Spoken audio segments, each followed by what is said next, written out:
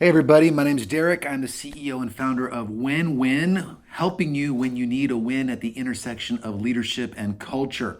And in this episode, we're going to talk about the dynamics of ministry to teenagers, to youth ministry. I'm speaking to a very specific type of leader. This is a leader of a youth ministry in a church. And what I want to do is to help you get a win at the intersection of leadership and the culture that you're engaging, both inside the church and in society, so that you have the pieces in play that you know you need to address in order to have a vibrant, thriving youth ministry.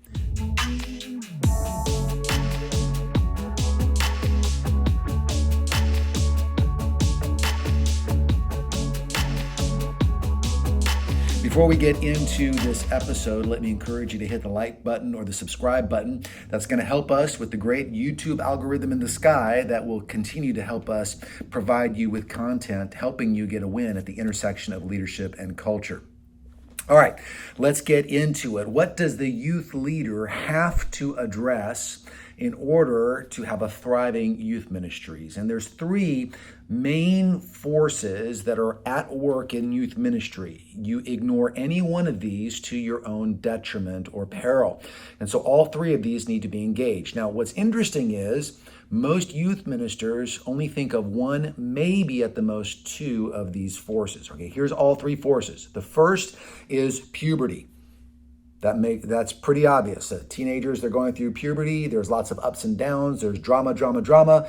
They're still figuring out who they are. They're still passionate about some things. They're deeply, desperately in love one day. They're out of love the next. It is a pretty a formative time in the life of a person, of any person, let alone when you're in youth ministry and you have a whole group of people in that same time frame. So the leader has to address the season of life, which is puberty. We're going to talk about what that means in a second. The second force they have to be aware of is parents. Parents. It is impossible to have a thriving youth ministry and not engage parents in a relevant way. And parents come in three sizes. They come in, you take my child, I'm done with them. They come in, I'm happy to help wherever I can. And they come in, I'm an Apache helicopter parent. And so I'm going to put so much focus and force on you to do this because I can't be there to do it myself. So every parent wants help in youth ministry, but most parents come in three sizes, and every youth leader has to address communicating and enlisting the help of parents appropriately. Okay, so we have to engage teens who are in puberty. We have to enlist the support and the help of parents, but we also have to excite teens about engaging their future. And that means preparing them for university, where worldviews get challenged, where their own impulses take over, where they think, well, maybe I'll just get forgiveness from God, where they begin to think, maybe I was just raised in the church and I didn't really own it myself, or they're trying to figure out, should I be competitive to culture? Should I embrace culture? What do I do with people who appear to be smarter than me and yet also hold my ground as a Christian? How do I navigate that world? Statistically, a large number of teens leave the faith somewhere around their sophomore or junior year of college. So the youth minister really has to think about that force of the pending future. By the way, that's a force that parents think about too. Now, they tend to think about it in terms of little Johnny or little Jenny is about to leave the nest. They've grown up. How do we get here? They're already 17 or 18 and now they're going to college. And some of them have already played up in their minds, I'm going to weep for days when they leave for college. And others are like, finally, they're in college. And the reality is kind of a mix of the two. You're thrilled that they're out doing what they need to do. At the same time, you miss the seasons of life that you'd gone through together, but you don't want to stunt their growth as an individual. Well, the youth minister is in a unique position to go, okay, let me equip you, because they study the issues that are going to be at work on that teenagers. They can see what's coming down the pike and they can go, okay, here's what I need to prepare you for. Now, the way that some youth ministers decide to do that is they decide to take kids to theology school. And they say, well, really, you have to be an ardent fill in the blank, Calvinist, Arminianist, something in between. And so they decide that whatever they're learning at seminary or whatever theology that they're imbibing, if only the youth would understand this, then they would fill in the blank. But the reality is a little more complicated than that. And the highest level of ministers in youth ministries, understanding that they're called. I'm speaking to the called here, and I don't want to undervalue God's call. It's God's call that keeps you in the ministry. But those who do it best, those who really can grow youth group in turbulent times, who can provide safety and excitement and see great success in terms of the lingering faithfulness of those students, and they've got great follow-up programs, they address all three of these areas really well. They engage adolescents where they are in puberty. They enlist the help of parents appropriately, providing guardrails and also providing inroads. The key there is clarity. You want clarity in communication. You want to have great communication processes. Don't just say, just leave it to me, trust me, I've got it handled, or I'll just love on your kids, but really have great systems in play. And then they excite teens about engaging the future. They don't increase anxiety about the future. They give them the tools to engage it appropriately. All of that has to do with equipping. We're equipping today's generation for tomorrow. And that's what God does with every believer everywhere. It's just, it's a very emotional time. It can be a very confusing time. A lot of mistakes happen during this time that just come naturally with the season of life the teens are in. And a lot of parents are out there going, tell me about it. My hair is going gray. Like, I'm pulling out my hair. I don't know what to do anymore. Conversations aren't what they used to be. And yet, in other respects, conversations are better than they've ever been.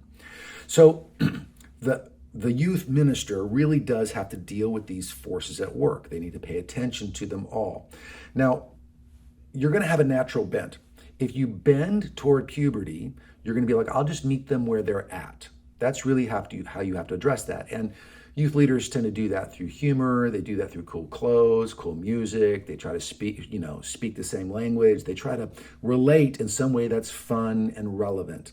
And so there are some youth leaders out there, their natural bent is really highly relational. Other youth leaders, their bent is, I'm just going to equip you all the time, and here's what's coming, here's what's coming, here's what's coming, and it's alarmist, and it's like I'm going to grind you down, and it's less about where you're at right now, and it's all about where you need to be. And then there are some that they just deal with that middle section. Well, if we can just make everything clear, and everybody knows what's going on, as long as the parents like me, it kind of is irrelevant whether the teens like me or not. But it's not irrelevant. Not only do the parents have to like you, and you have to be structurally sound, the teens have to know that you love them where they are, and that you're relevant, and that you're not shocked by their culture, but that you're not stuck in the same position they're in, that you have greater insight into what's coming, and you're actively helping them. You're drawing ties. Now, how do we deal with these three forces? Well, there's so many ways to do that, but let me just give you a couple of handles. When you're meeting a teen where they are, make sure that you are not intimidated by the culture that they're in, that it's okay for you to hear the same songs, but that you're willing to process those songs with them. What you're doing in their present is you are giving them handles on how to deal with the ups and downs of it all. You're building in processes, and this is really the key. So often we try to address processes with points. And teens don't need points as much as they need real processes. Okay, how do I view this situation? Years ago when Harry Potter came out, there was a big brouhaha in the church. How dare teens read Harry Potter? And Christian teens, how dare you do this? And they were up in arms. Should we do it? Shouldn't we do it? Well, I happen to have my oldest was kind of getting those preteen years. And I just made a deal with him. I said, listen, I'll read it and you read it and we'll talk about it. And that allowed him to see that, look, I'm not intimidated by what's popular, but I just want to see what's in it. And then let's talk about what's true and what isn't true.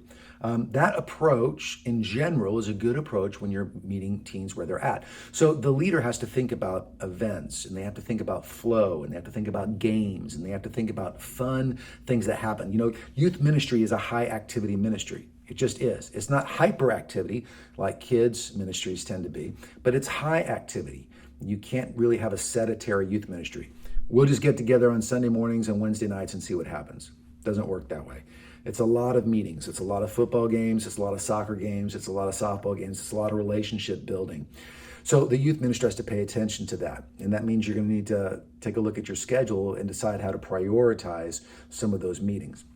Then there's this issue with the parents. Now, parents recognize that a youth minister's time is finite. All right, they get it. And usually a youth minister has his own family, and they're like, okay, we're just thankful for the help. Now remember, parents do come in those three sizes where they, again, you take my kid, I'll help you as best as I can, and Apache helicopter, right? Zoned in. And most youth ministers are like, well, I don't want you to like abandon your teen and hope that I fix it. And I also don't need you to look over my shoulder at every single decision that's made. Really, I need your help. So how do we deal with all three? The answer is with clear communication. So if I can give a piece of advice to the leader as you address and you're trying to move culture and you're dealing with these parents who are dealing with all these cultural forces and they have anxieties and they have worries, try to be as clear as possible and as positive as possible. Here's what's coming. Here's why it's coming. Here's what we're addressing. Here's why we're addressing it. And you can begin to enlist their insight appropriately. Here's where I need your help. Here's what you can let me know what you're thinking, what you're seeing, what you're feeling, because I can't be everywhere. I can't see everything at the same time. Here's why this curriculum at this time. If you're into studying the Trinity, why are we looking at the Trinity? Why is that a big deal? And typically that's for an equipping for later on, but really help them relate it back to where the processes that the teen is trying to filter through now. That's going to be helpful for the parent. Then, and this is a lot of youth pastors, this is your heart. I get it, man. You're a leader. You're like, oh, okay, but the future, this is what's happening. They just have to know this. I don't want them to fall away. I'm pouring my heart and my life into this teen. Listen, that's absolutely awesome. As you look ahead, I want you to think in terms of issue and environment. It's going to help you the most in terms of figuring out which pieces or aspects of theology are going to help most. Yes, Jesus, his atonement. Yes, his life. It all revolves around following him. That's the main message. If you don't have that, you really don't have anything.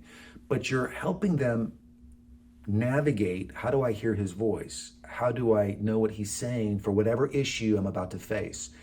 The processes that you're building in for how do I handle he or she just broke up with me, or I'm in love for the first time, or all of those things, really as you look at the future, you're going, yeah, but these are the issues you're going to face. These are the topics you're going to have to deal with.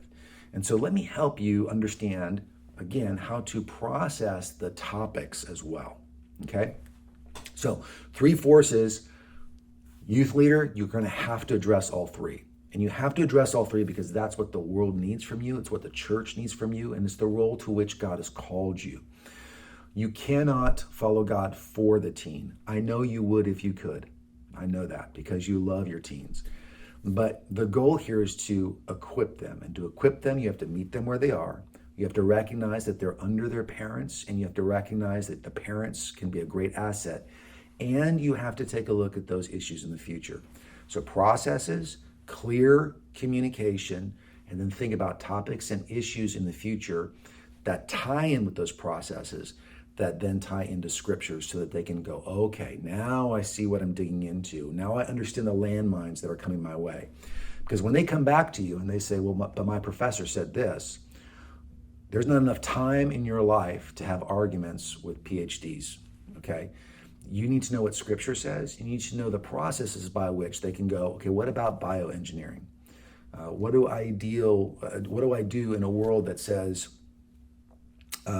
all gender is relative, and yet God created them male and female, and yet I see that sometimes biology seems to get it wrong. So how do I deal with that? Well, as you know, there are scriptural principles at play. There are scriptural truths at work that they need to go back to time and time again. And over time, what they'll discover is that those truths outlast all of the temporary issues in society that they're trying to fix. So often society is trying to fix but will you see me and value me as I am? And they tend to do that in a way that actually makes everyone the same. And it doesn't address the issue, doesn't address the situation where God says, I see your individual worth. I may have built you, I made you. I know how I've equipped you. So understand these 3 forces, address those forces appropriately. If you do that, you can have insight into leading them and engaging culture appropriately. I want you to be aware that we have a course coming out on social responsibility, kind of justice perspectives. We've got a great vision and strategy course that you can take, Wenwyn.com for more information. Don't forget to hit the subscribe button or hit the like button. That allows us to continue producing content. All right, take care, and until the next episode.